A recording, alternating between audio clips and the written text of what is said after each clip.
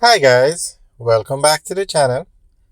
Today we are over in Portmore. We're actually in Greater Portmore and we are across from the Greater Portmore Mall. Now on the left is a piece of land that our open lot that is used by JUTC buses. They park, load, unload along here.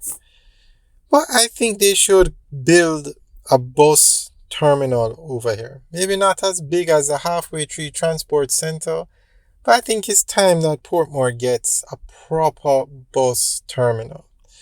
So guys, what do you think? Let us know. Leave your comments in the section below.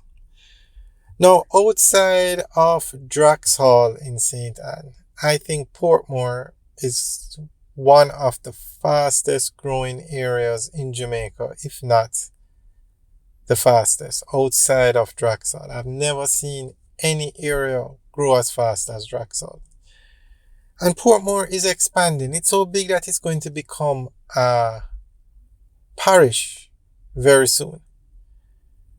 So this area here, you could easily put a proper transport center. Now you saw where that JUTC bus was parked.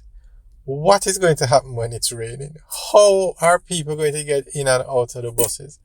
It's a serious problem. And I think Portmore needs more transport centers, proper structures. Portmore is expanding. The amount of housing developments going up. The amount of infrastructure developments that are going up. Everywhere you look, there is a plaza, there's a call center, there's a lot of investment going on. And when you have such a large residential population, the people need to get to Kingston, Spanish Town. So a proper bus center, a proper transport center is needed. And the land is there. That is government land there. There is a park on the right here, although it's not in tip-top shape. And then there is a library on the other side of where we just toured. So definitely a lot can be done. Now, the government is building a resilience park in Portmore. Massive structure, acres upon acres of land, and they're going to be putting a transport center there. I'm not sure if it's for taxis or just JUTC buses, but a transport facility is going there. Now guys, what do you think? Tell me what you think. Should they spend all of these billions on one park? Or should they make the park a little smaller and build a transport center here, probably another one on another side of Portmore? What do you guys think? Do you think they should build more transport centers and smaller parks in more areas around Portmore, or one big park? And I'm not against parks. I know a lot of people think I'm against historic buildings, but I'm not.